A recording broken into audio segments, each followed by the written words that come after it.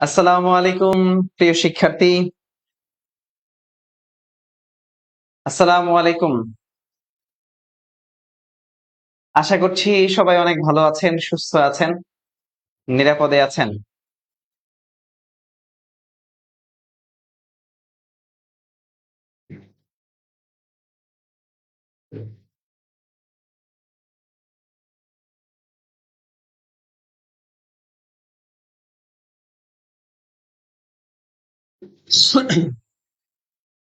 আমার কথা শুনছেন কারা কারা? আমাকে দেখতে পাচ্ছেন, স্পষ্ট দেখতে পাচ্ছেন কারা কারা?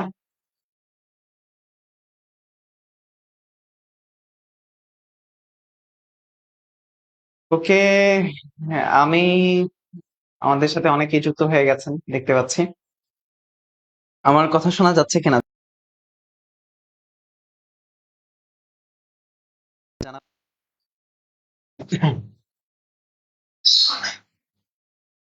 আমার কথা শুনছেন কারা কারা? সবাইকে একটু বলবো যে প্লিজ ক্লাসটা শেয়ার করে দেন।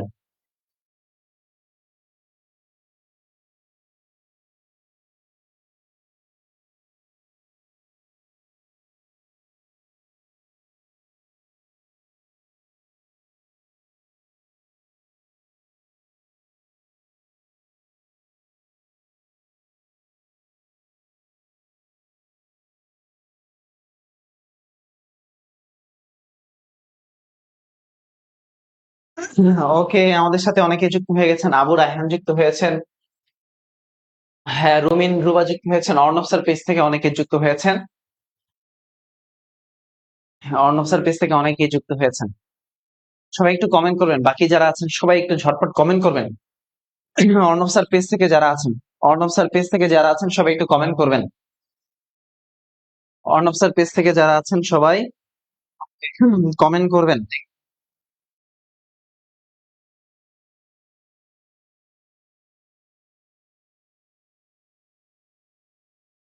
অর্ণব স্যার পেজ থেকে যারা আছেন সবাই একটু কমেন্ট করেন তো দেখি।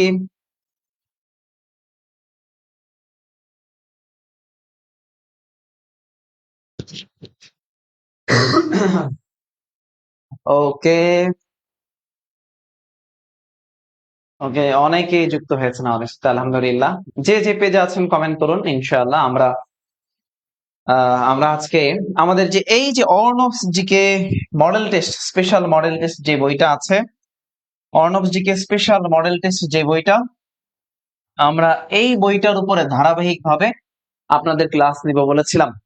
Arnab GK special model test আপনারা যারা সেন্ট্রাল ইউনিভার্সিটিতে পরীক্ষা দিবেন, অর্থাৎ ঢাকা সেন্ট্রাল ইউনিভার্সিটি ডিসিইউ তে পরীক্ষা দিবেন, যারা 51তম বিসিএস দিবেন, যারা 19তম নিবন্ধন দিবেন, যারা 19তম নিবন্ধন দিবেন, যারা সেকেন্ড টাইম পরীক্ষা দিবেন, সেকেন্ড টাইম, সবার জন্য আজকের ক্লাস খুবই গুরুত্বপূর্ণ। কাজেই আমার ক্লাসের প্রথম থেকে শুরু থেকে শেষ পর্যন্ত থাকেন। যারা সিনিয়র স্টাফ নার্স পরীক্ষা দিবেন, সিনিয়র স্টাফ নার্স পরীক্ষা যারা দিবেন, তাদের সবার জন্য আজকের এই প্রশ্ন সলভ ক্লাস। এই বইটা যারা সংগ্রহ করেছেন, 70 টাকা দাম, তাদেরকে বলেছিলাম আমি ধারাবাহিকভাবে ক্লাস নিব। আমি ধারাবাহিকভাবে ক্লাস শুরু করছি আজকে থেকে। 1 মিনিটের মধ্যে সবাই একটু ক্লাসটা শেয়ার করে দেন তো ভাই।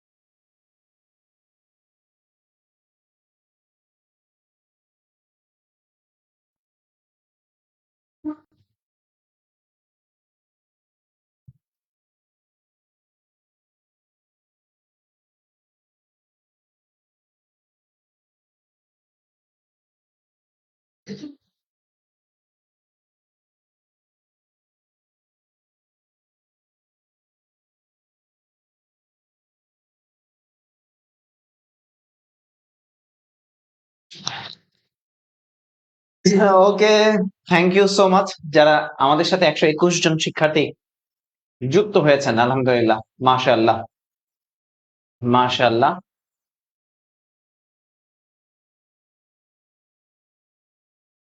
ওকে, তাহলে আমরা একদম শুরু থেকে আমরা আলোচনা করতে চাই ধারাবাহিকভাবে।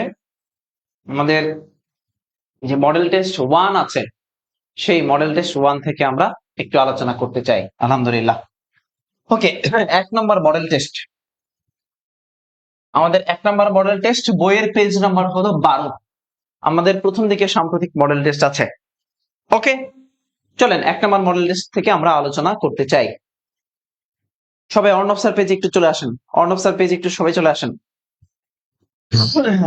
প্রশ্ন 1, আরব বসন্তের সূচনা হয় কবে এবং কোথায়? আরব বসন্ত, দেখেন আরব বসন্ত হয়েছে 2010 সালের ডিসেম্বর মাসে। আরব বসন্ত হয়েছে 2010 সালের ডিসেম্বর মাসে তিউনিসিয়াতে। এই আরব বসন্তটা হয় কোথায় হয়? তিউনিসিয়াতে। অর্থাৎ স্বৈরাচারের পতনের বিরুদ্ধে যে আন্দোলনটা হয়েছিল, ওখানকার 26 বছর বয়সী একজন তরুণ ছিল, সবজি বিক্রেতা, ফল বিক্রেতা ছিল, তার নাম ছিল বোয়াজিজি। সে তার নিজের শরীরে পেট্রোল ঢেলে, কেরোসিন ঢেলে সে আগুন ধরিয়ে দেয়। তো সে আত্মহুতি দেয়। তার মৃত্যুর পরেই তিউনিসিয়াতে একটা ব্যাপক বিপ্লব শুরু হয়ে যায়, যেটাকে আমরা বলছি আরব বসন্ত। তখন সময় ছিল বসন্ত। তো পরবর্তীতে স্ফুলিঙ্গের মতো আরব বিশ্বের মধ্যে এই আন্দোলনটা বেগবান হয়ে যায়। বুঝতে পেরেছেন? যেমন লিবিয়াতে গিয়ে এই একটা প্রকট ধারণ করে, মিশরে এটা অন্য একটা বিপ্লব নামে দাম ধারণ করে। তো এইটাই হচ্ছে আরব বসন্ত। কাজে আরব বসন্ত কোথায় হয়? ডিসেম্বর মাসে তিউনিসিয়াতে আরব বসন্ত হয়েছে। উক্তি আমি বিপ্লব, এই উক্তিটা করেছেন কে? দেখেন অ্যাডলফ হিটলার। হিটলার কে ছিলেন? হিটলার ছিলেন নাৎসিবাদের প্রবক্তা বা নাৎসি বাহিনীর প্রতিষ্ঠাতা ছিলেন এই হিটলার। তার একটা উক্তি হচ্ছে one state one nation one leader. One state one nation one leader, এটা হচ্ছে হিটলারের কথা। হিটলার বলতেন যুদ্ধই জীবন, যুদ্ধই সার্বজনীন। এই কথা বলেছেন হিটলার। হিটলার বলেছেন যুদ্ধই জীবন, যুদ্ধই সার্বজনীন। One state one nation one leader. Benito Mussolini বলেছিলেন এককালীন শান্তি সম্ভব নয়, যুদ্ধ সঙ্গত নয়। ইতালির প্রেসিডেন্ট ছিলেন মুসোলিনি। ফ্যাসিবাদের জনক ছিলেন এই মুসোলিনি। নেপোলিয়ন বোনাপার্ট, যিনি ফরাসি বিপ্লবের শিশু বলা হতো নেপোলিয়ন বোনাপার্টকে, এই নেপোলিয়ন বোনাপার্ট জন্মগ্রহণ করেছিলেন একটা দ্বীপে, তার দ্বীপ নাম কোরসিকা দ্বীপে তিনি জন্মগ্রহণ করেছিলেন। তো এই নেপোলিয়ন বোনাপার্ট ওয়াটারলু যুদ্ধ করেছিলেন। সেই ওয়াটারলু যুদ্ধে তিনি পরাজিত হয়েছিলেন ডিউক অফ ওয়েলিংটনের কাছে। নেপোলিয়ন বোনাপার্ট 1799 সালের দিকে ফ্রান্সের ক্ষমতা গ্রহণ করেছিলেন এবং ফ্রান্সে তখন পুঁজিবাদী অর্থব্যবস্থার সূচনা ঘটেছিল ফরাসি বিপ্লবের মাধ্যমে। তো এই নেপোলিয়ন বোনাপার্ট বলেছেন আমাকে একটি শিক্ষিত মা দাও, আমি তোমাকে একটি শিক্ষিত জাতি উপহার দিব। বোনাপার্ট বলেছেন অসম্ভব শব্দটি কেবল বোকাদের অভিধানেই পাওয়া যায়। অসম্ভব শব্দটি কেবল বোকাদের অভিধানে পাওয়া যায়। নেপোলিয়ন বোনাপার্ট বলেছেন আই এম দ্য রেভেলেশন, আমি বিপ্লব। তাহলে আমি বিপ্লব, এই কথা বলেছেন কে? Napoleon Bonaparte. অটোভন বিসমার্ক একজন অটোভন বিসমার্ক একজন শাসক, কঠোর শাসক ছিলেন Otto von Bismarck. Blood and iron policy নীতি গ্রহণ করেছিলেন অটোভন। কোন দেশের মহিলারা সর্বপ্রথম ভোটাধিকার লাভ করে? নিউজিল্যান্ডের নারীরা সর্বপ্রথম ভোটাধিকার লাভ করেছে। তাহলে বিশ্বের যে দেশের নারীরা প্রথম ভোটাধিকার লাভ করে তার নাম কি? নিউজিল্যান্ড। নিউজিল্যান্ডের নারীরা প্রথম ভোটাধিকার লাভ করেছে। আশা করি বুঝতে পেরেছেন। তাহলে তিনের অ্যান্সার কি? নিউজিল্যান্ড। 4 নম্বর প্রশ্ন, ফকল্যান্ড কোন দেশের উপনিবেশ ছিল? ফকল্যান্ড। তাহলে এই যে ফকল্যান্ড যুদ্ধ হয়েছিল আমরা জানি, এবং মার্গারেট থেচারকে বলা হয় লৌহ মানবী। কারণ কি? তিনি ফকল্যান্ড যুদ্ধে জয়লাভ করেছিলেন আর্জেন্টিনার বিপরীতে। তাহলে এই যে ফকল্যান্ড কার উপনিবেশ ছিল? ইংল্যান্ড। ইংল্যান্ডের উপনিবেশ ছিল ফকল্যান্ড। বাংলাদেশের ডাক বিভাগের মনোগ্রামে লেখা থাকে, দেখেন ডাক বিভাগ, এই আমাদের ওই যে চিঠি বিলি করে না ডাক বিভাগ, সে ডাক বিভাগের একটা স্লোগান হচ্ছে সেবাই আদর্শ। দেখবেন তার লোগোর মধ্যে একজন দ্রুত গতিতে রানার, একজন দ্রুত গতিতে রানার চলে যাচ্ছে এবং তার হাতে একটা বল্লম আর কাঁধে একটা ব্যাগ থাকে। দুরন্ত দ্রুত গতিতে হেঁটে যায় একজন রানার। ডাক বিভাগ। ওকে, বাংলাদেশের বিখ্যাত মণিপুরী নাচ কোন অঞ্চলের নাচ? মণিপুরী নাচ, দেখেন আমাদের যে সিলেট অঞ্চল আছে, এই সিলেট অঞ্চলে একটা উপজাতি বসবাস করে, একটা হলো খাসিয়া আর একটা হলো মণিপুরি। মণিপুরি, এই মণিপুরীদের পূর্বপুরুষদের নাম হচ্ছে পাংখাবা। মণিপুরীদের পূর্বপুরুষদের নাম হচ্ছে পাংখাবা বা মইতে বা মাইতে। মণিপুরীদের পূর্বপুরুষদের নাম হচ্ছে পাংখাবা, মইতে বা মাইতে। তাহলে এই যে মণিপুরী, তাদের একটা নৃত্য হচ্ছে মণিপুরী নাচ, যেটা বিশ্বব্যাপী বিখ্যাত মণিপুরী নাচ। ওদিকে ঝুমুর নাচ, ঝুমুর নাচ এটা আবার ঝুমুর, দোন, জিকা, বল এগুলো যশোর অঞ্চলের নাচ। ঝুমুর, দোন, জিকা এগুলো যশোর অঞ্চলের নাচ। লেখা দেখা যায় না, আপনারা একটা ভিডিও কোয়ালিটি বাড়িয়ে নেন, লেখা একদম ক্লিয়ার আছে। কোন ক্ষেত্রে অবদানের জন্য পুলিৎজার পুরস্কার দেওয়া হয়? দেখেন, চলচ্চিত্রের জন্য পুরস্কার দেওয়া হয় অস্কার। অস্কার পুরস্কার দেওয়া হয় চলচ্চিত্রের জন্য হলিউড থেকে। এই অস্কার পুরস্কারটা চালু হয়েছে 1928 সালে। এরপরে 1929 সাল থেকে অস্কারটা দেওয়া হয়। সাহিত্যের জন্য একটা পুরস্কার আছে যার নাম হচ্ছে বুকার পুরস্কার, সাহিত্যের শ্রেষ্ঠ পুরস্কার বুকার। সাংবাদিকতার জন্য যে পুরস্কার দেওয়া হয় সেটাকে বলা হয় পুলিৎজার পুরস্কার। জোসেফ পুলিৎজারের নাম অনুসারে এই পুরস্কারটা করা হয়েছে, পুলিৎজার পুরস্কার। ওকে, 8 নম্বর প্রশ্ন। আল জাজিরা স্যাটেলাইট ভিত্তিক টিভি চ্যানেল। আল জাজিরা এটা একটা কাতার ভিত্তিক টিভি চ্যানেল। কাতারের যে দোহা আছে সেই দোহাতে, কাতারের যে দোহা আছে সেই দোহাতে এটার সদর দপ্তর রয়েছে। ওকে, আল জাজিরা টিভি চ্যানেল। যেমন স্কাই নিউজ, স্কাই নিউজ এটা মার্কিন যুক্তরাষ্ট্রের একটা নিউজ চ্যানেল, স্কাই নিউজ আরবি। এরপরে মিশরের সংবাদ সংস্থা আছে মেনা, মিডল ইস্ট নিউজ এজেন্সি মেনা। তুরস্কের সংবাদ সংস্থা হচ্ছে আনাতোলিয়া। তারপর হচ্ছে আপনারা যদি বলতে পারেন মালয়েশিয়ার সরকারি বার্তা সংস্থা হচ্ছে বারনামা। মালয়েশিয়ার সরকারি বার্তা সংস্থা বারনামা, বারনামা। এগুলো বিভিন্ন দেশের টিভি চ্যানেল, সংবাদ প্রচার সংস্থা।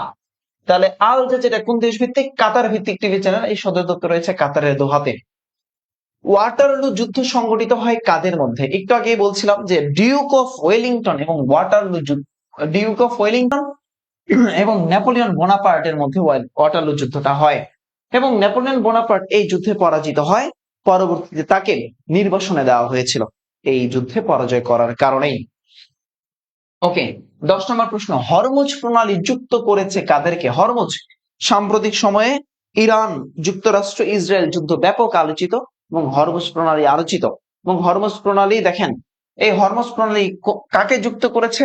লোহিত সাগর ও ভূমধ্য সাগরকে, ওমান সাগর, পারস্য সাগরকে, জিব্রাল্টার এবং লোহিত, জাপান এবং ভূমধ্য। দেখেন, হরমুজ প্রণালী লোহিত সাগর এবং ভূমধ্য সাগরকে যুক্ত করেছে হরমুজ প্রণালী, হরমুজ প্রণালী। আসেন 11 নম্বর। বাংলাদেশের বৃহত্তম স্থলবন্দর, বাংলাদেশের স্থলবন্দর, বৃহত্তম স্থলবন্দর কোনটা? সোনামুখ মসজিদ এটা আছে কোথায়? চাঁপাই নবাবগঞ্জে। চাঁপাই, বাংলাদেশের সর্বপশ্চিম দিকের জেলা চাঁপাই নবাবগঞ্জ, সোনামুখ মসজিদ। চট্টগ্রাম এটা একটা স্থলবন্দর, চট্টগ্রাম তো পোর্ট, বন্দর নগরী চট্টগ্রাম। হিলি, এই হিলি কোথায় আছে? হিলি আছে দিনাজপুর, হিলি দিনাজপুর। আর বেনাপোল এটা আছে যশোরে, যশোরের স্থলবন্দর হচ্ছে বেনাপোল। তাহলে বাংলাদেশের বৃহত্তম স্থলবন্দরের মধ্যে একটা হচ্ছে এই বেনাপোল যশোর, বেনাপোল যশোর। বেনাপোলের ঠিক বিপরীত পাশে ভারতীয় যে স্থলবন্দরটা আছে তার নাম হলো পেট্রাপোল, পেট্রাপোল। যশোরের এই বেনাপোলের অপোজিট সাইডে ভারতীয় যে স্থলবন্দর আছে তার নাম হলো পেট্রাপোল স্থলবন্দর, পেট্রাপোল, পেট্রাপোল।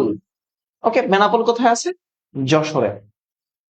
12 নম্বর কোশ্চেন, 12 নম্বর প্রশ্ন। বাকল্যান্ড বাঁধ কোন এলাকায় আছে? বাকল্যান্ড বাঁধ, বাকল্যান্ড বাঁধ দেখেন, আমাদের বুড়িগঙ্গা নদীতে যে বাঁধ দেওয়া হয়েছে সেটাকে আমরা বাকল্যান্ড বাঁধ। তাহলে এই যে বুড়িগঙ্গা নদী অর্থাৎ সদরঘাট পুরান ঢাকায় বাকল্যান্ড বাঁধ দেওয়া আছে।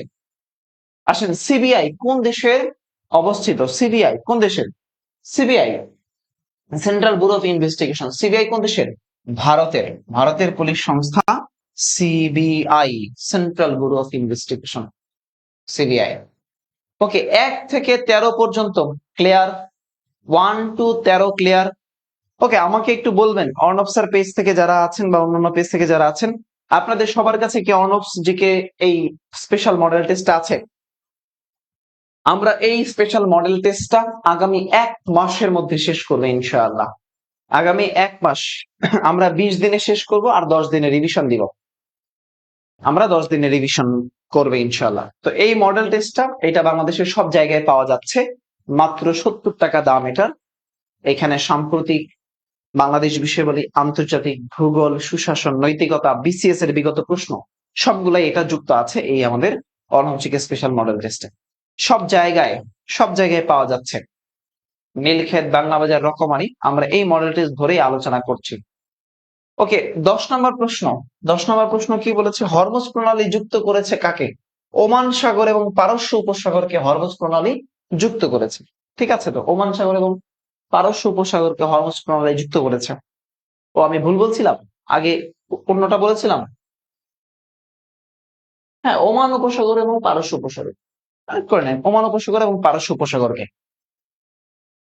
ওকে, 1 to 13 ক্লিয়ার। 1 to 13 ক্লিয়ার হয়ে গেলে আমরা এরপরে চলে আসবো 14 নম্বর কোশ্চেনের দিকে। Question number 14। Question number 14। কোশ্চেনে 14 কি বলছি দেখেন, ভৌগোলিক ও সাংস্কৃতিক কারণে গ্রিক সভ্যতা, দেখেন প্রাচীন গ্রিসে যে সভ্যতাটা গড়ে উঠেছে তার নাম হচ্ছে গ্রিক সভ্যতা, তাই না? প্রাচীন গ্রিসে যে সভ্যতাটা গড়ে উঠেছে তার নাম হচ্ছে গ্রিক সভ্যতা। তাহলে ভৌগোলিক কারণে এই গ্রিক সভ্যতার সাথে দুটি সংস্কৃতি যুক্ত আছে, তার নাম কি? একটা নাম হচ্ছে হেলেনিক এবং হেলেনিস্টিক সভ্যতা। হেলেনিক এবং হেলেনিস্টিক সভ্যতা, যেটা গ্রিক সভ্যতার সাথে, সংস্কৃতির সাথে জড়িত। ওকে, কোন দেশটি সাধারণত আফ্রিকার সিং নামে পরিচিত? আফ্রিকার সিং বা হর্ন অফ আফ্রিকা। আফ্রিকার সিং বা হর্ন অফ আফ্রিকার দেশ। আবারও বলি, আফ্রিকার সিং বা হর্ন অফ আফ্রিকার দেশ জিবুতি, ইরিত্রিয়া, ইথিওপিয়া, সোমালিয়া। এই দেশগুলো ম্যাপে দেখবেন সিংয়ের মতো এদের আকৃতি, এই দেশগুলো দেখতে, যার কারণে এটাকে আফ্রিকার সিং বা হর্ন অফ আফ্রিকার দেশ বলা হয়। 4টা দেশ, Djibouti, Eritrea, Ethiopia, Somalia. Djibouti, Eritrea, Ethiopia, Somalia. Djibouti, Eritrea, Ethiopia, Somalia. তাহলে কোন দেশটি আফ্রিকার সিং দেশ নামে পরিচিত? অপশন ক, ইরিত্রিয়া। ইরিত্রিয়া আফ্রিকার সিং দেশ। ওকে, ভৌগোলিক ভাবে গুরুত্বপূর্ণ একটি কাল্পনিক রেখা বাংলাদেশের উপর দিয়ে অতিক্রম করেছে, তার নাম হলো কর্কট ক্রান্তি রেখা। তাহলে বাংলাদেশের উপর দিয়ে দুটি আন্তর্জাতিক রেখা অতিক্রম করেছে, এই দুইটা রেখাই ঢাকার উপর দিয়ে অতিক্রম করেছে। কোথায়? ঢাকার উপর দিয়ে অতিক্রম করেছে। এবং এই দুইটা রেখা আমাদের ফরিদপুরের ভাঙা নামক একটা জায়গাতে মিলিত হয়েছে। বাংলাদেশের উপর দিয়ে যে আন্তর্জাতিক রেখা অতিক্রম করেছে তার নাম হলো কর্কট ক্রান্তি রেখা। 17 নম্বর কোশ্চেন, সেক্রেটারি অফ স্টেট বলা হয় কোন দেশের পররাষ্ট্রমন্ত্রীকে?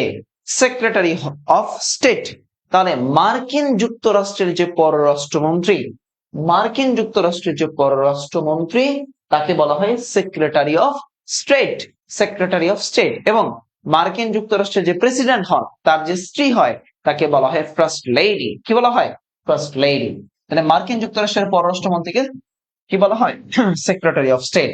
চরক কে ছিলেন? চরক, খেয়াল করেন, চরক ছিলেন একজন আয়ুর্বেদ শাস্ত্রবিদ। চরক ছিলেন একজন আয়ুর্বেদ শাস্ত্রবিদ। তিনি কুষাণ যে সাম্রাজ্যটা ছিল, কুষাণ যে বংশটা ছিল, এই কুষাণ বংশের একজন শাসক ছিলেন। কুষাণ বংশের একজন শাসক ছিলেন কে? রাজা কনিষ্ক। কনিষ্ক, কুষাণ বংশের একজন শাসক ছিলেন রাজা কনিষ্ক। এই কনিষ্কের একজন আয়ুর্বেদ চিকিৎসক ছিলেন, তার নাম ছিল চরক। আর এই চরকের একটা গ্রন্থ আছে যেটাকে আমরা বলছি চরক সংহিতা। কি বলছি? চরক সংহিতা। চরকের যে গ্রন্থটা আছে সেটাকে আমরা বলছি চরক সংহিতা। তাহলে চরক কে ছিলেন? একজন আয়ুর্বেদ শাস্ত্র বিশারদ। আচ্ছা, ডোকলাম ত্রিমুখী সীমানা। ডোকলাম, এটা পরীক্ষা অনেকবার আসে। ডোকলাম ত্রিমুখী সীমানা আছে চীন, ভারত, ভুটানের মধ্যে। ডোকলাম ত্রিমুখী সীমানা কোথায় আছে? চীন, ভারত এবং ভুটানের মধ্যে। শিল্পাচার্য, জয়নুল আবেদিনের উপাধি হলো শিল্পাচার্য। জয়নুল আবেদিন তিনি 1975 সালে জাতীয় অধ্যাপক হয়েছিলেন। বাংলাদেশের চিত্রশিল্পীদের মধ্যে একমাত্র ব্যক্তি জয়নুল আবেদিন যিনি কিনা জাতীয় অধ্যাপক হয়েছিলেন, শিল্পাচার্য। এই জয়নুল আবেদিনের জন্ম হয়েছে পুরাতন ব্রহ্মপুত্র নদীর তীরে, আমাদের ময়মনসিংহের কিশোরগঞ্জের কেন্দুয়ায় তিনি জন্মগ্রহণ করেছিলেন। তার বাড়ি হলো ময়মনসিংহে। এবং জয়নুল আবেদিন জয়নুল আবেদিন কিন্তু ঢাকার চারুকলা অনুষদ যেটা, সেই চারুকলা অনুষদের প্রতিষ্ঠাতা জয়নুল আবেদিন। জয়নুল আবেদিন স্মৃতি সংগ্রহশালা কোথায় আছে? মনোযোগ দেন। জয়নুল আবেদিন স্মৃতি সংগ্রহশালা আছে ময়মনসিংহ। মনোযোগ দেন। জয়নুল আবেদিন স্মৃতি সংগ্রহশালা রয়েছে Mymensingh. Zainul art gallery Zainul art gallery আছে ঢাকা বিশ্ববিদ্যালয়ের চারুকলা অনুষদে।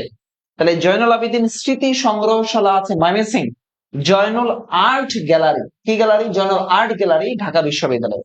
আর জয়নুল আবেদিন লোক ও কারুশিল্প জাদুঘর জয়নুল আবেদিন লোক ও কারুশিল্প জাদুঘর রয়েছে সোনারগাঁ।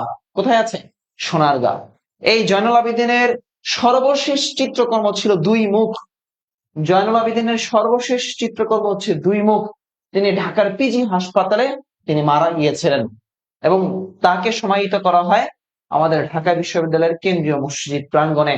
জয়নুল আবেদিন। 21 নম্বর প্রশ্ন, বাংলাদেশের জাতীয় প্রতীকে কতটি তারা চিহ্ন আছে? জাতীয় প্রতীকের উভয় পাশে করে চারটি তারকা চিহ্ন আছে, দুইটা করে। যেই চারটা তারকা চিহ্ন দিয়ে বোঝায় আমাদের সংবিধানের চারটা মূল নীতি। জাতীয় প্রতীক সংবিধানের চারটা মূল নীতি। ওকে, পটুয়া কামরুল হাসানের অঙ্কিত। বাংলাদেশের বৃহত্তম বনভূমি কোনটা? বাংলাদেশের বৃহত্তম বনভূমি, অ্যান্সার করেন। সুন্দর বনাঞ্চল, সিলেট বনাঞ্চল, মধুপুর বনাঞ্চল, চট্টগ্রামের বনাঞ্চল। তাহলে বাংলাদেশের বৃহত্তম বনভূমি হলো পার্বত্য চট্টগ্রাম, অর্থাৎ খাগড়াছড়ি, বান্দরবান, রাঙামাটি এই অঞ্চলের যে বনাঞ্চলটা আছে, এই পুরো বনাঞ্চলটা হলো বাংলাদেশের বৃহত্তম বনাঞ্চল, পার্বত্য চট্টগ্রামীয় বনাঞ্চল। বুঝতে পেরেছেন? আচ্ছা, এবার আসেন 23 নম্বর কোশ্চেন। ভূপ্রকৃতি অনুযায়ী বাংলাদেশকে কয়টা ভাগে ভাগ করা হয়েছে? ভূপ্রকৃতি অনুযায়ী বাংলাদেশকে 3টি ভাগে ভাগ করা হয়। এক হলো টারশিয়ারি যুগের পাহাড়, প্লাইস্টোসিন কালের সোপান, সাম্প্রতিক কালের প্লাবন সমভূমি। এটা হলো আমাদের ভূপ্রকৃতি। তাহলে ভূপ্রকৃতিতে বাংলাদেশকে কয়টা ভাগে ভাগ করা যায়? বাংলাদেশকে 3টি ভাগে ভাগ করা যায়। টারশিয়ারি যুগের পাহাড়, প্লাইস্টোসিন কালের সোপান, আর হলো সাম্প্রতিক কালের প্লাবন সমভূমি। Arnab GK special model test আমি নিজের সাথে প্রতিজ্ঞা করেছি এই বইটা আগামী 20 দিন টানা ক্লাস নিয়ে শেষ করব। আগামী 10 দিন, 20 দিন প্লাস 10 দিন আবার রিভিশন করব, যেন আগামী 1 মাসের মধ্যে যতগুলো পরীক্ষা হয় সবগুলো পরীক্ষাতে আপনি অন্তত এই বইটা থেকে প্রশ্ন কমন পান। আমি পড়ায় দিব ইনশাআল্লাহ। আপনি শুধু বইটা কালেক্ট করবেন। রকমারিতে পাওয়া যাচ্ছে। আপনি যেই বিভাগে থাকেন, যেই জেলাতে থাকেন, যেই উপজেলাতে থাকেন, সেই উপজেলাতেই পাওয়া যাচ্ছে। আপনার নিকটস্থ লাইব্রেরিতে গিয়ে আপনি সংগ্রহ করতে পারবেন। দাম মাত্র 70 টাকা। প্রায় 2000 প্রশ্নের এমসিকিউ আছে এটাতে, এবং প্রশ্নগুলো চমৎকার, কোনো রিপিট প্রশ্ন নাই।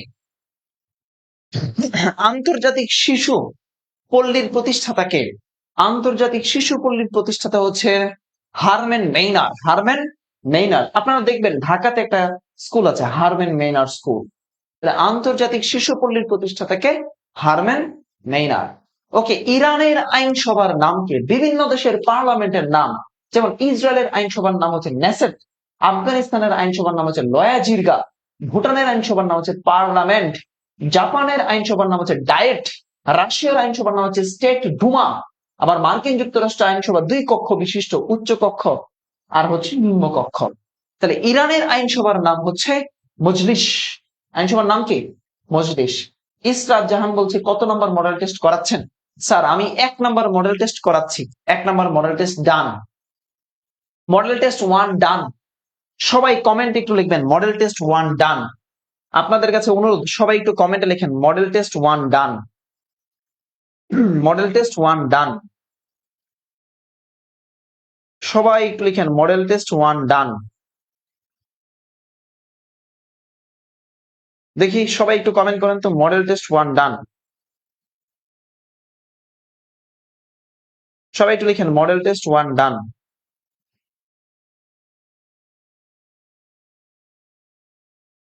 লিখেছেন সবাই? মডেল টেস্ট 1 ডান লিখেছেন?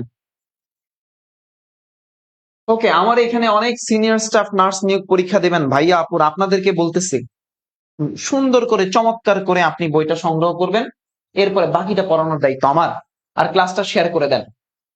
ওকে, জিকে মডেল টেস্ট 2 শুরু করব। মডেল টেস্ট 2 মডেল টেস্ট 2, বৌদ্ধ ধর্মের কনস্টান্টাইন কাকে বলা হয়? বৌদ্ধ ধর্ম, খেয়াল করেন, বৌদ্ধ ধর্ম, এই মৌর্য বংশের প্রতিষ্ঠাতা ছিলেন চন্দ্রগুপ্ত মৌর্য, আর এই মৌর্য বংশের শ্রেষ্ঠ শাসক ছিলেন সম্রাট অশোক।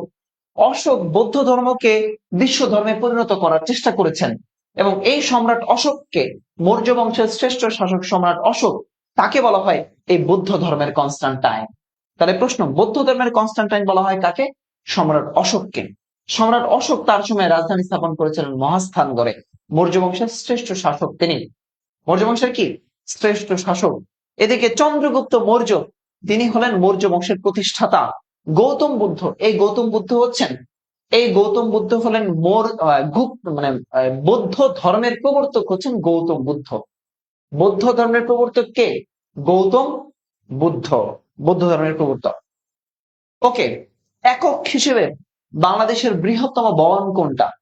একক হিসেবে বাংলাদেশের বৃহত্তম বন, একক হিসেবে বাংলাদেশের বৃহত্তম বন কোনটি? এক, সুন্দরবন। বাংলাদেশের বৃহত্তম বন হলো সুন্দরবন।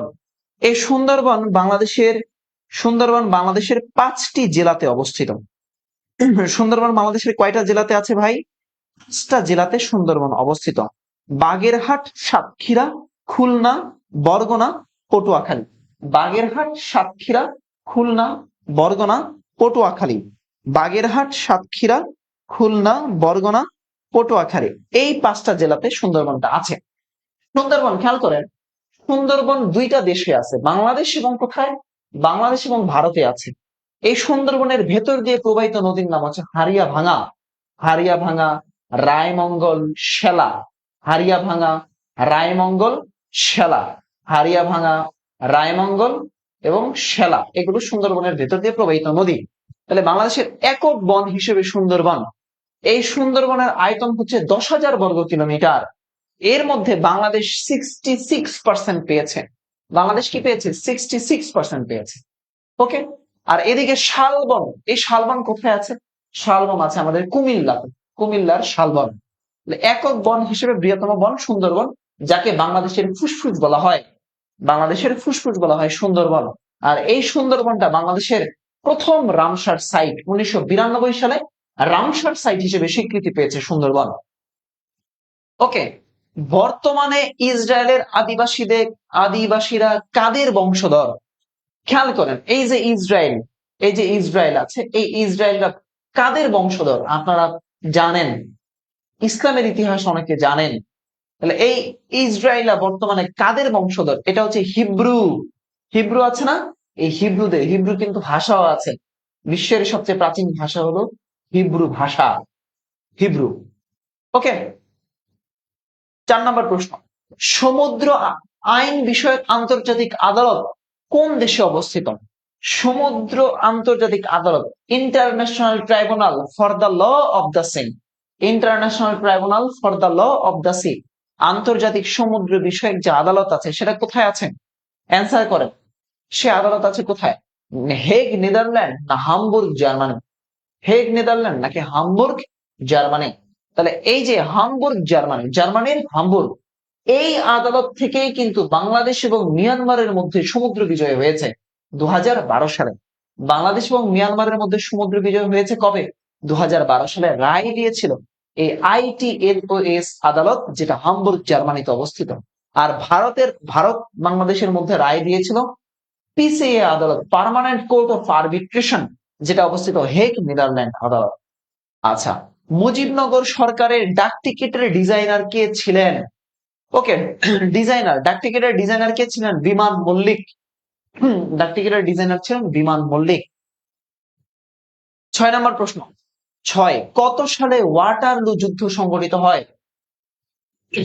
রেজাউল ভাই, ইসরায়েল এখন ইউরোপীয়দের সাথে মিশে গেছে। হ্যাঁ, ইউরোপীয়দের সাথে মিশে গেছেই, তারা তো জানেনই কত নিকৃষ্ট। ওকে, কত সালে ওয়াটারলু যুদ্ধ হয়? 1815 সালে ওয়াটারলু যুদ্ধ হয় ডিউক অফ ওয়েলিংটন এবং নেপোলিয়ন বোনাপার্টের মধ্যে। সেই যুদ্ধে পরাজয় বরণ করেন কে? সেই যুদ্ধে পরাজয় বরণ করেন নেপোলিয়ন বোনাপার্ট, এবং পরবর্তীতে তাকে নির্বাসন দেওয়া হয়। নেপোলিয়ন বোনাপার্টকে প্রথমবার নির্বাসন দেওয়া হয়েছিল ভূমধ্য সাগরের সেন্ট এলবা দ্বীপে, তাকে প্রথম এলবা দ্বীপে নির্বাসন দেওয়া হয়। পরবর্তীতে দ্বিতীয়বার তাকে সেন্ট হেলেনা দ্বীপে নির্বাসন দেওয়া হয়েছে এবং তিনি এই হেলেনা দ্বীপে 1821 সালে তিনি মারা গিয়েছিলেন। 1821 সাল। তাহলে ওয়াটারলু যুদ্ধ কত সালে হয়েছে? 1815 সালে হয়েছে। 7 number question number 7, model test 2 এর কোশ্চেন 7। এক্সক্লুসিভ টুরিস্ট জোন হিসেবে কোন স্থানকে গড়ে তোলা হয়েছে? যেই জায়গা এক্সক্লুসিভ টুরিস্ট জোন। দেখেন আমাদের দেশের পর্যটন রাজধানী হচ্ছে কক্সবাজার। পর্যটন রাজধানী কোনটা? কক্সবাজার। কক্সবাজারের পূর্ব নাম হলো পালঙ্কি, ফালঙ্কি বা প্যানুয়া। পালঙ্কি, ফালঙ্কি বা কি প্যানুয়া। হলুদ ফুলের দেশ হচ্ছে এই কক্সবাজার যে দেশটা সেটা। তো কক্সবাজারে অনেক কিছু আছে, শীতল পানির ঝর্ণা হিমছড়িতে আছে, রাবার বাগান আছে। হ্যাঁ, এখানে উপজাতিরাও বসবাস করে কক্সবাজার। এটা একটা পর্যটন। না, ইনানি সি বিচ আছে, লাবণী সি বিচ আছে, তারপরে মেরিন ড্রাইভ সড়ক আছে, এগুলো সব কক্সবাজারে আছে। এই কক্সবাজারের সর্বদক্ষিণের একটা দ্বীপের নাম হলো সেন্ট মার্টিন দ্বীপ। নারিকেল জিঞ্জিরা, অপর নাম হলো নারিকেল জিঞ্জিরা। প্রচুর নারিকেল পাওয়া যায়। বাংলাদেশের সর্বদক্ষিণের ইউনিয়ন হলো সেন্ট মার্টিন ইউনিয়ন। ওকে, এরপরে কুয়াকাটা। এই কুয়াকাটা আছে পটুয়াখালীতে। কোথায় আছে? পটুয়াখালী। এই কুয়াকাটাকে বলা হয় সাগর কন্যা, ডটার অফ সি। তাহলে সাগর কন্যা বলা হয় কাকে? কুয়াকাটাকে। এই কুয়াকাটাকে মানুষের নজরে আনার জন্য টুরিস্ট জোন হিসেবে এটাকে আখ্যায়িত করা হয়েছে। বাংলাদেশের টুরিস্ট জোন হিসেবে আখ্যায়িত করা হয়েছে কাকে? কুয়াকাটাকে। Okay, Kuakata. Scotland Yard. Scotland Yard কোথায় অবস্থিত? লন্ডন। তাহলে স্কটল্যান্ড ইয়ার্ড কোথায় আছে? লন্ডন। দিবস রায় বলছে রংপুরের কোথায় পাওয়া যাচ্ছে? রংপুরের লালবাগের আরহাম। শাতিল আরবটা কি? শাতিল আরব হচ্ছে আমাদের এই যে টাইগ্রিস এবং ইউফ্রেটিস নদী, দজলা এবং ফোরাত নদী আছে। আমরা জানি পৃথিবীর মধ্যে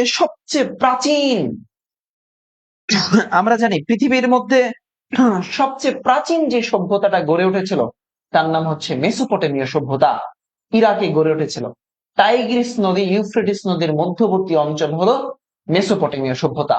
সেই মেসোপটেমীয় সভ্যতার একটা অর্থাৎ সেই টাইগ্রিস এবং ইউফ্রেটিস নদীর মিলিত প্রবাহ যেটা, সেটাকে আমরা বলছি শাতিল আরব জলাধার। শাতিল আরব। তাহলে শাতিল আরব হচ্ছে টাইগ্রিস এবং ইউফ্রেটিস নদীর মিলিত প্রবাহ। ওকে, 11 নম্বর কোশ্চেন।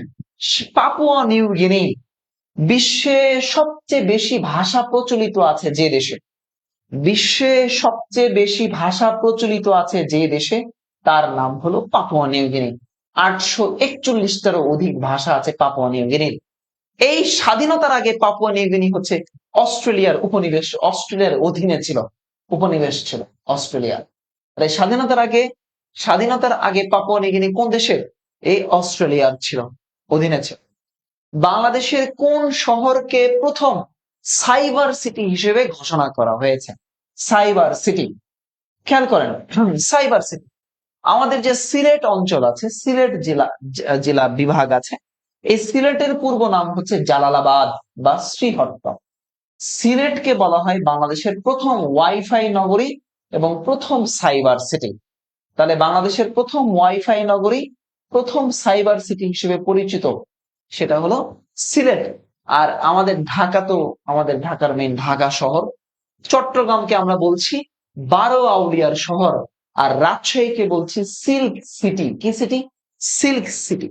তাহলে সিলেট হলো সাইবার সিটি, ঢাকা হলো আমাদের এই কি বলে মেগা সিটি ঢাকা, চট্টগ্রাম হচ্ছে 12 আউলিয়ার শহর, আর রাজশাহী হলো সিল্ক সিটি। এগুলো ভৌগোলিক উপনাম। ওকে, ম্যানিফেস্টো। ম্যানিফেস্টো কি? ম্যানিফেস্টো হচ্ছে নির্বাচনী প্রচার কার্য, রাজনৈতিক দলের নীতিমালা ও কর্মসূচির কার্যাবলী, রাজনৈতিক দলের আচরণ বিধি, রাজনৈতিক দলের লক্ষ্য এবং উদ্দেশ্য। তাহলে অ্যান্সার করেন তো। নির্বাচনের সময় আপনারা এই শব্দটা সবচেয়ে বেশি শোনেন, ম্যানিফেস্টো। তাহলে এই যে ম্যানিফেস্টোর কথাটার অর্থ হচ্ছে একটা রাজনৈতিক দলের লক্ষ্য এবং তার উদ্দেশ্য। লক্ষ্য এবং কি উদ্দেশ্য, ম্যানিফেস্টো। চলেন 14 নম্বর কোশ্চেনে যাব। মডেল টেস্ট 2 এর কোশ্চেন নাম্বার 14। মজলিস উশ-শুরা। মজলিস উশ-শুরা। তাহলে মজলিস উশ-শুরা হচ্ছে মজলিস, ইরানের আইনসভার নাম হচ্ছে মজলিস। এই মজলিস হচ্ছে বয়োজ্যেষ্ঠ যারা আছে সেই বয়োজ্যেষ্ঠদের জন্য একটা পর্ষদ, তাহলে রাষ্ট্র পরিচালনার পর্ষদ, এটা একটা আইনসভার নাম, রাষ্ট্র পরিচালনা পর্ষদ মজলিস ইরানের। বাংলাদেশের সবচেয়ে নাব্য নদী কোনটা বা নাব্যতম নদী কোনটা? অ্যান্সার করেন। বাংলাদেশের খরস্রোতা নদী হলো কর্ণফুলী। বাংলাদেশের খরস্রোতা নদীর নাম কি? কর্ণফুলী। তাহলে বাংলাদেশের নাব্য নদী কোনটা? অ্যান্সার কোশ্চেন নাম্বার 15, মেঘনা। নাব্য নদী কোনটা? মেঘনা, মেঘনা। ওকে, M19 কোন দেশের গেরিলা সংগঠন? M19 কোন দেশের গেরিলা সংগঠন? M19 কোন দেশের গেরিলা সংগঠন? খেয়াল করেন, দেখেন কলম্বিয়া। এই কলম্বিয়া হচ্ছে মাদক চোরাচালানের শীর্ষ একটা দেশ হচ্ছে কলম্বিয়া। মাদক চোরাচালানের শীর্ষ দেশের নাম কি? কলম্বিয়া। ফার্ক নামক একটা গেরিলা গোষ্ঠী আছে, ফার্ক গেরিলা গোষ্ঠী কোন দেশে অবস্থিত? কলম্বিয়াতে একটা গেরিলা গোষ্ঠী আছে, তার নাম হলো ফার্ক। আর M19 এটাও আছে কোথায়? কলম্বিয়াতে। 17 নম্বর প্রশ্ন, নিচের কোন ভূমিরূপটি বাংলাদেশে পাওয়া যায় না? বাংলাদেশে পাওয়া যায় না এমন ভূমিরূপ কোনটা? দেখেন, বাংলাদেশে প্লাবন সমভূমি আছে, বাংলাদেশে দ্বীপ আছে, বাংলাদেশে পাহাড় আছে, কিন্তু মালভূমি বাংলাদেশে নাই। তাহলে মালভূমি কোথায় নাই? বাংলাদেশে নাই। তাহলে নিচের যে ভূমিরূপটা বাংলাদেশে পাওয়া যায় না সেটা হচ্ছে মালভূমি। কি পাওয়া যায় না? মালভূমি পাওয়া যায় না। দেখি সবাই একটু অর্ণব স্যার পেজে চলে আসেন তো ভাই, ব্রাদার আমার যারা আছেন। ওকে, শোনেন, আপনারা যারা সেকেন্ড টাইম পরীক্ষা দিবেন, সেকেন্ড টাইমের বাচ্চা কাচ্চারা সবাই মনোযোগ দিয়ে শোনেন।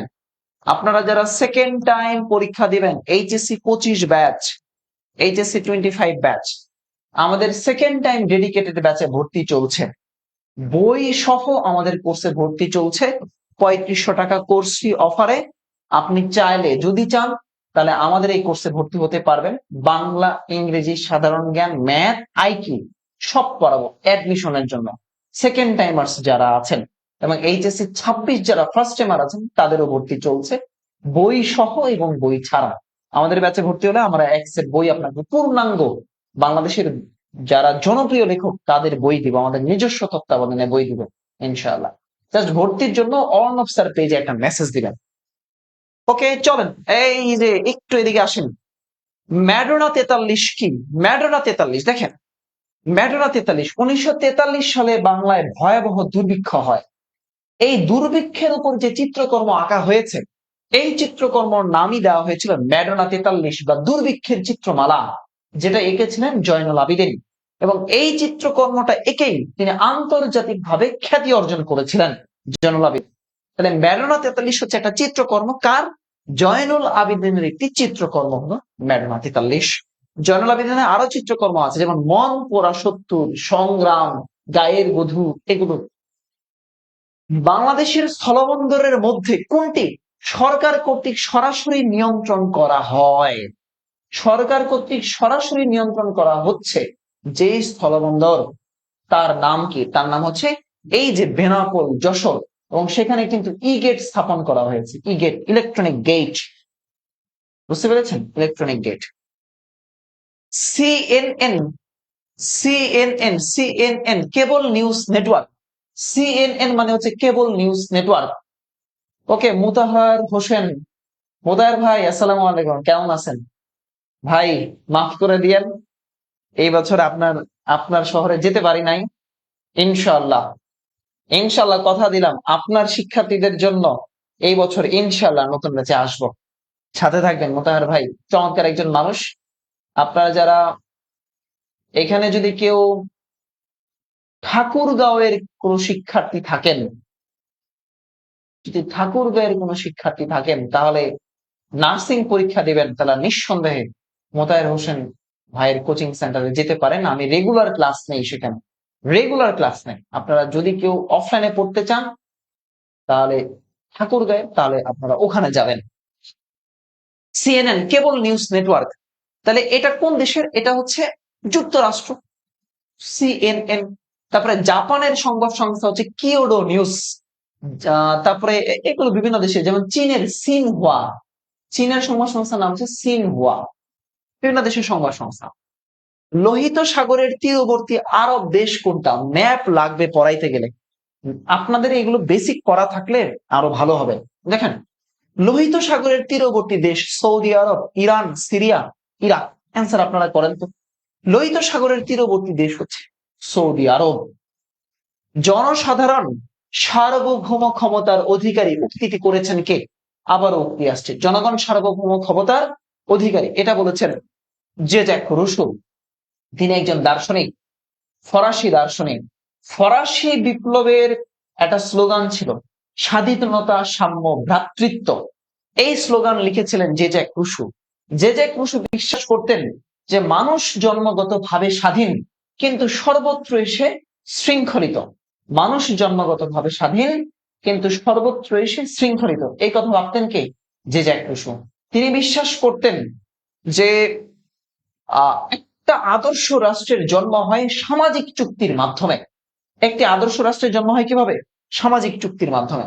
এই জন্য তিনি বলেছেন জনগণই সার্বভৌম ক্ষমতার অধিকারী। ওকে, কার্ল মার্কস, সমাজ বিজ্ঞানের জনক হচ্ছে কার্ল মার্কস। তার একটা গ্রন্থ আছে ডাস ক্যাপিটাল, যেটাকে বলা হয় সমাজতন্ত্রের বাইবেল। কার্ল মার্কস বলেছেন এটাও ইতিহাসের শিক্ষা, কেউ ইতিহাস থেকে শিক্ষা নেয় না। এটাও ইতিহাসের শিক্ষা, কেউ ইতিহাস থেকে শিক্ষা নেয় না। প্লেটো, হিটলার এগুলোর উক্তি তো আগেই বলেছি। এশিয়ার নোবেল নামে খ্যাত কোনটা? দেখেন, এশিয়ার নোবেল বলা হয় একটা পুরস্কার। আপনারা ম্যাক্সাসে পুরস্কার নাম শুনেছেন কখনো? ম্যাক্সাসে পুরস্কার, এই ম্যাক্সাসে পুরস্কারকে গণিতের ক্ষেত্রে মানে ম্যাক্সাসে পুরস্কার যাকে বলা হয় এশিয়ার নোবেল। ওকে, অজন্তা গুহা চিত্র, অজন্তা গুহা এটা মহারাষ্ট্রে আছে, ভারতের মহারাষ্ট্রে কোন যুগে আঁকা চিত্র? খেয়াল করেন, এই অজন্তা গুহার ভেতরেই কিন্তু গৌতম বুদ্ধের বিভিন্ন কিছু পাওয়া যায়, অর্থাৎ অনেকগুলা চিত্র পাওয়া যায়, প্রায় 28টা, মতান্তরে 29টা চিত্র পাওয়া যায় আঁকা। সে অজন্তা গুহা আছে ভারতের মহারাষ্ট্রে, যেটা পাল যুগের, কোন যুগের? পাল যুগের সময়কালের। ওকে, পরের প্রশ্ন 25 নাম্বার কোশ্চেন। উপজাতি নিয়ে একটা কোশ্চেন পরীক্ষায় আসবেই। উপজাতি ক্ষুদ্র নৃগোষ্ঠী, আপনারা যারা জবের পরীক্ষা দিবেন, অর্থাৎ যারা সিনিয়র স্টাফ নার্স, মনোযোগ দেন, যারা সিনিয়র স্টাফ নার্স পরীক্ষা দিবেন, যারা 19তম নিবন্ধন পরীক্ষা দিবেন, 19তম নিবন্ধন দিবেন, যারা 51তম বিসিএস দিবেন, এবং যারা মানে অ্যাডমিশন টেস্ট দিবেন, এছাড়াও আপনি যে কোনো চাকরির পরীক্ষা দেন না কেন ভাই, আপনার উপজাতি ক্ষুদ্র নৃগোষ্ঠী নিয়ে পরীক্ষায় প্রশ্ন আসবে, মাস্ট। বলে দিলাম, একটা টপিক মাস্ট। সম্পদ একটা টপিক মাস্ট। সংবিধান মাস্ট। প্রাচীন ইতিহাস মাস্ট পড়বেন, আসবেই, মিস করেন না এই টপিক গুলা। তাহলে চাকমা জনগোষ্ঠী সবচেয়ে বেশি বসবাস করে কোথায়? আমরা জানি পার্বত্য চট্টগ্রামে চাকমা, মারমা, তারপরে হচ্ছে মং, তঞ্চঙ্গা, লুসাই, বং, এরা বসবাস করে। এই রাঙামাটি যে জেলাটা আছে, এখানে চাকমারা সবচেয়ে বেশি বসবাস। রাঙামাটি বাংলাদেশের সবচেয়ে আধুনিক উপজাতি, সবচেয়ে উন্নত উপজাতি হলো এই চাকমা। ওকে, আচ্ছা, অজন্তা গুহা, অজন্তা গুহা সরি গুপ্ত যুগের অজন্তা গুহা, অজন্তা গুহা হলো গুপ্ত যুগের, গুপ্ত যুগের, গুপ্ত যুগের মহারাষ্ট্রে যেটা আছে। ওকে, 3 নাম্বার মডেল টেস্ট। আমরা কি মডেল টেস্ট সলভ করতে চাই আরো? সবাই একটু কমেন্টে লিখেন স্যার। স্যার 24 হবে গুপ্ত, 24 গুপ্ত, 24 নাম্বার কোশ্চেন গুপ্ত হবে, অ্যান্সার গুপ্ত। ওকে, আমাকে সবাই বলেন ওয়ান মানে মডেল টেস্ট 1 এবং 2 ডান, আলহামদুলিল্লাহ। মডেল টেস্ট 1 এবং 2 ডান, আলহামদুলিল্লাহ। সবাই একটু বলেন তো।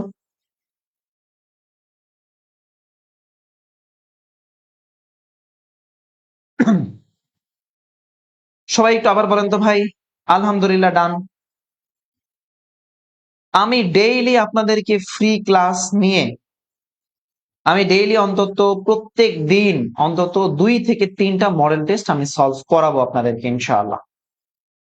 মানে এটা আমার চিন্তা, যদি আপনারা আমাকে সহযোগিতা করেন, যদি আপনারা আমাকে সহযোগিতা করেন।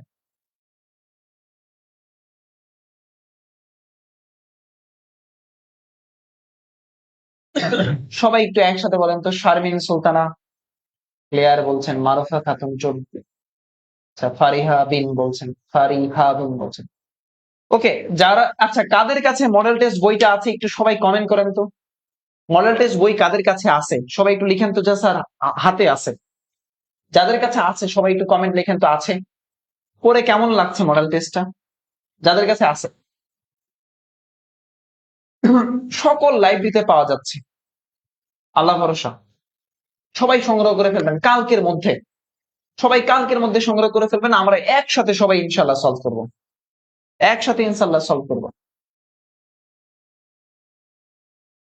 একজন বলছে বিকেলে ক্লাস নিলে ভালো হয়। বিকেলে বোন আমার সুযোগ নাই, অনেক ক্লাস থাকে তো, রাতে ক্লাস। আফগানিস্তানের একটা আইনসভার নাম হচ্ছে লয়া জিরগা। আফগানিস্তান আইনসভার নাম কি?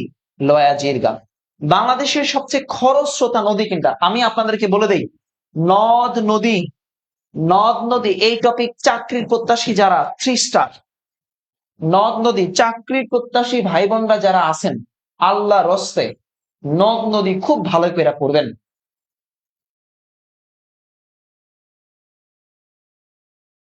চাকরির প্রত্যাশী ভাই বোনরা যারা আছেন তাদেরকে আমি বলতেছি নদ নদী 3 স্টার দিয়ে নদ নদী পড়বেন, পরীক্ষায় আপনার আসবেই নদ নদী।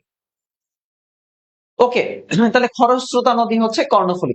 এই কর্ণফুলী নদীর স্রোতকে কাজে লাগিয়ে কিন্তু বিদ্যুৎ উৎপাদন করা হয়, যেটা আমাদের কাপ্তাই জলবিদ্যুৎ কেন্দ্র। ওকে, ট্রাফালগার স্কয়ার কোন শহরে অবস্থিত? ট্রাফালগার স্কয়ার, তাহলে ট্রাফালগার স্কয়ার আছে কোথায়? লন্ডন। আর ট্রাফালগার যুদ্ধক্ষেত্র আছে, ট্রাফালগার যুদ্ধক্ষেত্র আছে কোথায়? স্পেনে। তাহলে ট্রাফালগার স্কয়ার আছে কোথায়? লন্ডনে। ট্রাফালগার স্কয়ার আছে লন্ডন।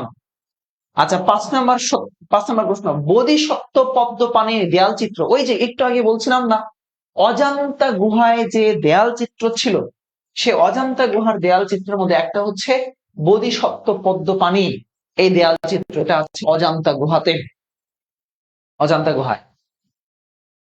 বাংলাদেশের পোস্টাল কোড চালু হয় কত সালে?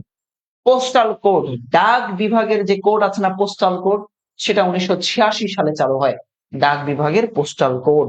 পোস্টাল জাদুঘর আছে কোথায় জানেন? রাজশাহীতে। পোস্টাল জাদুঘর রাজশাহী, পোস্টাল জাদুঘর আছে রাজশাহী। ওকে, 7 নম্বর কোশ্চেন, 90 ইস্ট রিড, এই যে 90 ইস্ট রিড বাংলাদেশের কোন অংশের সাথে সম্পর্কিত? বঙ্গোপসাগর, বিশ্বের বৃহত্তম বে উপসাগর বা বঙ্গোপসাগর, এই বঙ্গোপসাগরের তলদেশে 90 ডিগ্রি সমান্তরালে যে গিরিখাত আছে, সেই গিরিখাতের নাম হচ্ছে 90 ইস্ট রিড, যেটা কোথায় আছে? বঙ্গোপসাগরে, বঙ্গোপসাগরে আছে। বঙ্গোপসাগরের গভীরতম খাদের নাম হচ্ছে গঙ্গা খাত বা swatch of no ground. Ganga খাত বা কি? Swatch of no ground. Al Hurra নামের আরবি টিভি চ্যানেল কোন দেশের? একটু খেয়াল করেন, আল হুররা বিভিন্ন দেশের টিভি চ্যানেল, সংবাদ সংস্থা, ভালো করে দেখবেন। আল হুররা টিভি চ্যানেল কোন দেশে আছে? যুক্তরাষ্ট্রের। স্কাই নিউজ যুক্তরাষ্ট্রের, ভিওএ ভয়েস অফ আমেরিকা যুক্তরাষ্ট্রের, সিএনএন কেবল নিউজ নেটওয়ার্ক যুক্তরাষ্ট্রের, তারপরে হচ্ছে আপনার কি বলে এটাকে, প্লে বয় ম্যাগাজিন, হ্যাঁ এগুলো সব যুক্তরাষ্ট্রের। আল হুররা টিভি চ্যানেল কোন দেশের? যুক্তরাষ্ট্রের। নিচের কোন জেলাতে প্লাইস্টোসিন চত্বর রয়েছে? নিচের যে জেলাতে প্লাইস্টোসিন চত্বর রয়েছে দেখেন, তাহলে আমরা জানি ভূপ্রকৃতিকে 3টা ভাগে ভাগ করা যায়, টারশিয়ারি যুগের পাহাড়, প্লাইস্টোসিন কালের সোপান, সাম্প্রতিক কালের প্লাবন সমভূমি। এই যে প্লাইস্টোসিন কালের সোপান, এই সোপানটাই হলো চত্বরভূমি, যেগুলো কোথায় আছে? গাজীপুরের ভাওয়ালের গড়, টাঙ্গাইলের মধুপুর বনাঞ্চল, কুমিল্লার লালমাই পাহাড় এবং রাজশাহীর বরেন্দ্রভূমি। তাহলে এই প্লাইস্টোসিন চত্বর কোথায়? এই গাজীপুরের ভাওয়ালের গড়ে আছে। কোন মার্কিন প্রেসিডেন্ট কখনো হোয়াইট হাউসে বসবাস করতে পারেন নাই? হোয়াইট হাউসে বসবাস করেননি যে মার্কিন প্রেসিডেন্ট হোয়াইট হাউসে বসবাস করেননি, খেয়াল করেন। আব্রাহাম লিঙ্কন হোয়াইট হাউসে বসবাস করেছেন, আব্রাহাম লিঙ্কন হোয়াইট হাউসে বসবাস করেছে। George Washington, Benjamin Harrison, Roosevelt, এগুলো কেউ না। এই যে জর্জ ওয়াশিংটন মার্কিন যুক্তরাষ্ট্রের স্বাধীনতা আন্দোলনের জনক, মার্কিন যুক্তরাষ্ট্রের জাতির জনক জর্জ ওয়াশিংটন। জর্জ ওয়াশিংটনের মৃত্যুর পরেই কিন্তু হোয়াইট হাউস নির্মাণ করা হয়েছে, অর্থাৎ তিনি বসবাস করতে পারেন নাই। মার্কিন দ্বিতীয় যে প্রেসিডেন্ট ছিলেন জন অ্যাডামস, সেই জন অ্যাডামস এই হোয়াইট হাউসে বসবাস করতে পেরেছিলেন। তাহলে জর্জ ওয়াশিংটন বসবাস করতে পারেন নাই। স্বাধীনতার সময় অ্যাঙ্গোলা কোন দেশের উপনিবেশ ছিল? দেখি, এই কোশ্চেনটা পরীক্ষায় আসছে অ্যাঙ্গোলা থেকে, অনেকবার আসছে পরীক্ষার কোশ্চেন। তাহলে অ্যাঙ্গোলা স্বাধীনতার সময় কোন দেশের উপনিবেশ ছিল? পর্তুগালের উপনিবেশ ছিল অ্যাঙ্গোলা। কুইন্সল্যান্ড যে দেশের অংশ, কুইন্সল্যান্ড, এই যে অস্ট্রেলিয়া, ওশেনিয়া মহাদেশের একটা দেশের নাম হচ্ছে অস্ট্রেলিয়া, যার রাজধানী হচ্ছে ক্যানবেরা, তাই না? Canberra, Australia. পশমের দেশ বলা হয় এই অস্ট্রেলিয়াকে। অস্ট্রেলিয়ার একটা দাতা সংস্থা আছে, নাম হলো ওয়ার্ল্ড ভিশন। ওয়ার্ল্ড ভিশন অস্ট্রেলিয়ার দাতা সংস্থা। অস্ট্রেলিয়ার একটা উপজাতি আছে বা তাদের আদিবাসী বলা হয়, নাম হলো এবুরিজিন। এবুরিজিন অস্ট্রেলিয়া।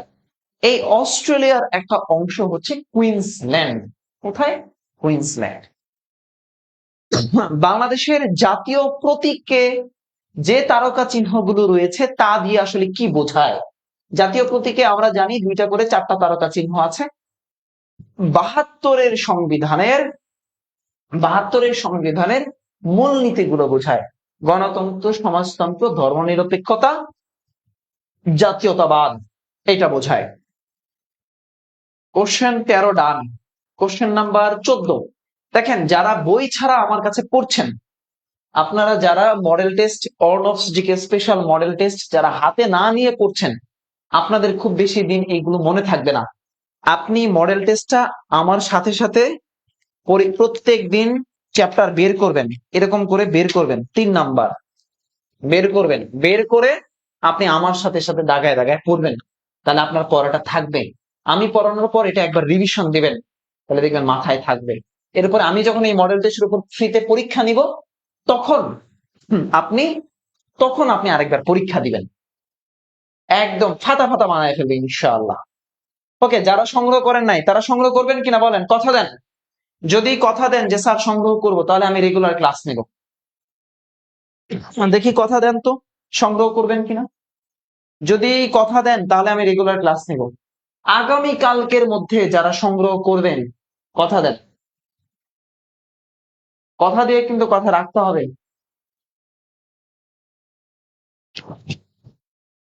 ওকে, বেনাপোল স্থলবন্দর সংলগ্ন ভারতীয় স্থলবন্দরের নাম কি? একটু আগে দেখেন পড়িয়ে ফেলেছি। বেনাপোল স্থলবন্দরের ভারতীয় স্থলবন্দরের নাম হচ্ছে পেট্রাপোল। নিম্নের কোন দেশটি G7 ভুক্ত দেশ নয়? G7 ভুক্ত জাপান, এগুলো G7 ভুক্ত। এখান থেকে পরীক্ষায় প্রশ্ন আসে যে G7 ভুক্ত একমাত্র এশীয় দেশ কোনটা? জাপান। গ্রুপ অফ 7 এর দেশ কোনটা? জাপান। তাহলে G7 এর অন্তর্ভুক্ত না কোনটা? সুইডেন। সুইডেন ইউরোপের দেশ, বুঝতে পেরেছেন? সুইডেন হচ্ছে ইউরোপের দেশ, স্ক্যান্ডিনেভিয়ান অঞ্চলের দেশ।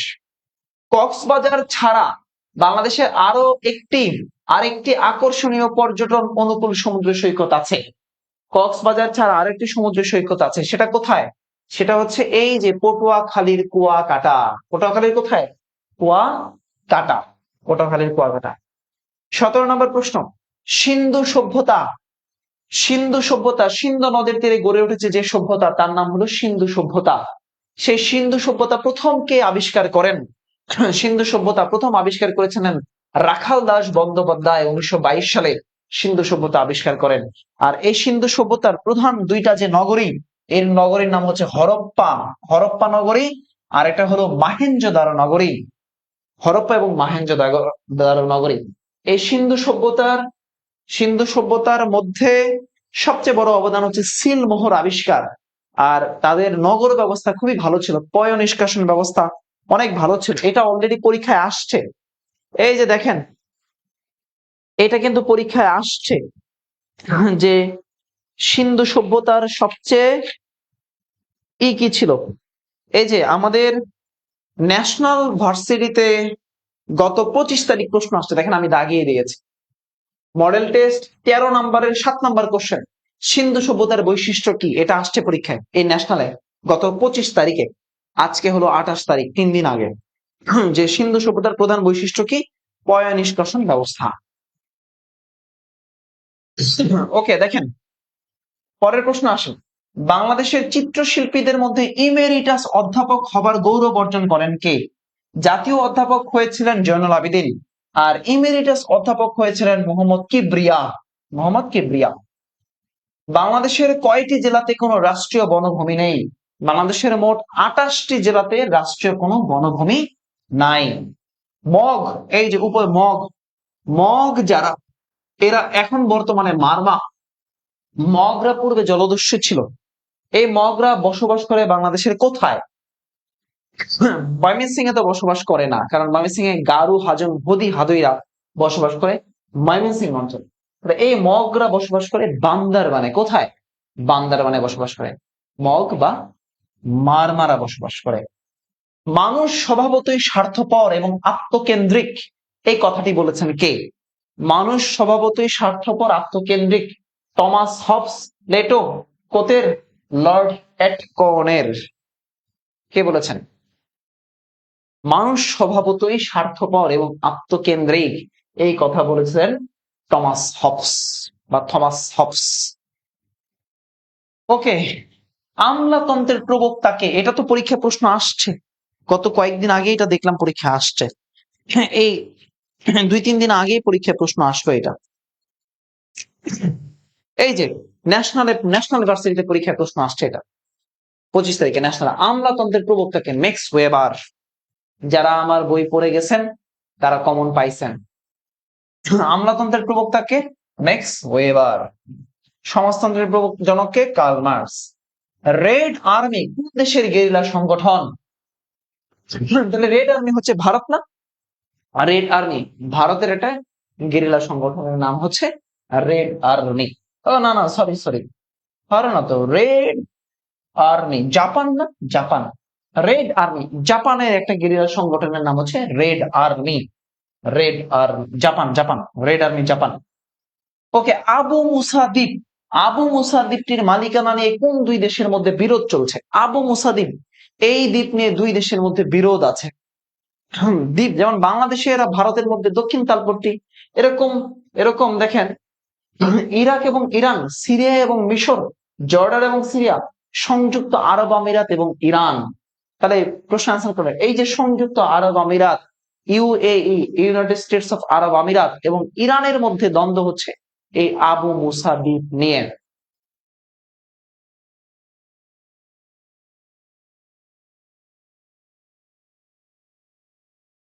আচ্ছা, সালমা আক্তার বলছেন, সালমা আক্তার আপনার কমেন্ট আমি বুঝি নাই।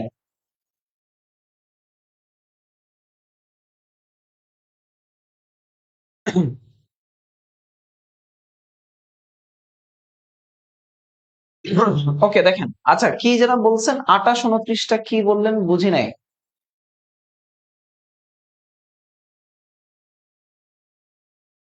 অজন্তা গুহা চিত্র কোথাও 28টা আছে, কোথাও 29টা। 28টা পরীক্ষায় অ্যান্সার নাই, 29টা হচ্ছে মতান্তরে। ওকে, আমরা 25 নাম্বার কোশ্চেন যাব। মিশর ও সৌদি আরবকে বিভাজনকারী সাগরের নাম কি? মিশর এবং সৌদি আরবকে বিভাজন, এটা প্রণালীর ক্লাসে আপনারা বুঝবেন ভালো করে। লোহিত সাগর, লোহিত সাগর বা রেড সি। মিশর এবং আমাদের সৌদি আরবকে, এই যে লোহিত সাগরের তীরবর্তী যে সৌদি আরব, বিভাজনকারী হচ্ছে লোহিত সাগর। রাষ্ট্রীয় বনভূমি নেই হচ্ছে 29টি জেলায়। রাষ্ট্রীয় বনভূমি নেই 29টি জেলায়। রাষ্ট্রীয় বনভূমি নেই 29টি জেলায়। অপশন 29 আছে, 29 দেখাতে হবে। ওকে, 1 থেকে 3 পর্যন্ত ডান। 1 থেকে 3 পর্যন্ত ডান, আলহামদুলিল্লাহ। 1 থেকে 3 পর্যন্ত ডান। আমরা দেখেন মডেল টেস্ট 1 2 3 কমপ্লিট করে ফেললাম। তো আপনারা যারা মডেল টেস্ট আমার সাথে সংগ্রহ করেছেন এবং মডেল টেস্ট সলভ করছেন, তাদের কেমন লাগছে জানাবেন। মডেল টেস্ট পরে কেমন লাগছে জানাবেন। দেখেন, আমি আপনাকে গুরুত্বপূর্ণ কিছু কথা বলে দেই। যারা চাকরি পেতে চান বা অ্যাডমিশনে ভালো করতে চান, তাদের জন্য কিছু কথাবার্তা, যে কথাগুলো আপনি শুনলে ভালো করতে পারবেন। 1, প্রতিদিন সকল বিষয় পড়বেন, প্রতিদিন সকল বিষয় পড়বেন। এটা আপনার প্রথম কাজ। 2 নম্বর কাজ হচ্ছে বিগত দিনের অর্থাৎ গতকালকে যে যা পড়েছেন সে বিগত দিনের পড়া রিভিশন করবেন, পড়া রিভিশন করবেন, রিভিশন করবেন, এটা মাস্ট। বিগত দিনের পড়া রিভিশন করবেন মাস্ট। 3 নম্বর কাজ হচ্ছে প্রতিদিন এক্সাম দিবেন। এক্সাম যে কোনো ওয়েতে এক্সাম দিতে হবে আপনাকে। আপনি যেই টপিক পড়তেছেন ওই টপিকের উপরে এক্সাম দেওয়ার চেষ্টা করবেন। ওকে, এরপরে আমার সাথে আপনি লাইভ ক্লাস করবেন, রেগুলার লাইভ ক্লাস করবেন। এটা হচ্ছে আপনার কাজ, লাইভ ক্লাস। ওকে, এই কাজটা করেন। এর সাথে আপনারা অর্ণবস জিকে মডেল টেস্ট, এই মডেল টেস্ট বইটা আপনি সুন্দর করে সলভ করবেন। অর্ণবস জিকে মডেল টেস্ট এটা সলভ করে দিব আমি, আপনি সংগ্রহ করে ফেলেন। ওকে, সংগ্রহ করে ফেলেন। রকমারিতে পাওয়া যাচ্ছে, নীলক্ষেতে পাওয়া যাচ্ছে, বাংলা বাজারে পাওয়া যাচ্ছে, সব জায়গায় পাওয়া যাচ্ছে, সব জায়গায় পাওয়া যাচ্ছে।